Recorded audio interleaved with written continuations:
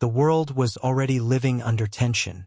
Iran and Israel were engaged in shadow attacks and counterattacks. In the sea, warships of the United States were positioned nearby. Political statements were becoming harsher. Diplomacy was weakening. One morning, news broke that a senior Iranian military commander had been targeted.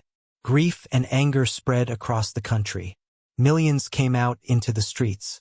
The government announced, "There will be a response."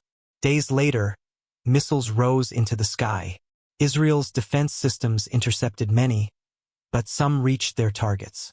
In response, Israel struck sensitive sites inside Iran. The situation was no longer a hidden conflict.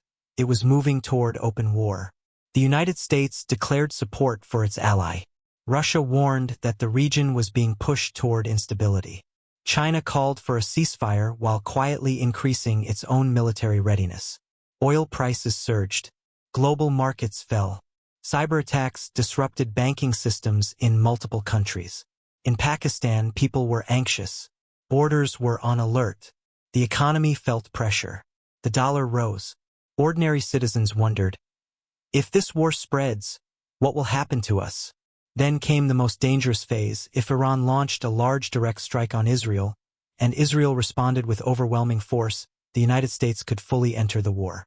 If Russia or China openly sided with one party, the world could split into two major blocs, just like during the First and Second World Wars. If the war escalated further, this is what could happen. Oil supply through the Gulf could stop, causing worldwide inflation. A cyber warfare could shut down electricity, internet, and banking systems.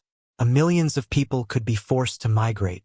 And if nuclear weapons were used, the impact would not remain limited to one country.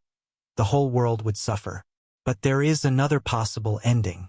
As quickly as wars ignite, global pressure for peace also rises. The United Nations, European nations, and Gulf states would push hard for negotiations. Major powers understand one truth. In a full global war, there are no real winners. The story can end in two ways.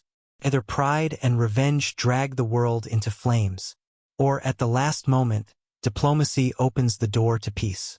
The reality is this, Bilal, the world may be sitting on a pile of tension, but a full world war has not begun. The real question is, will wisdom win, or emotions?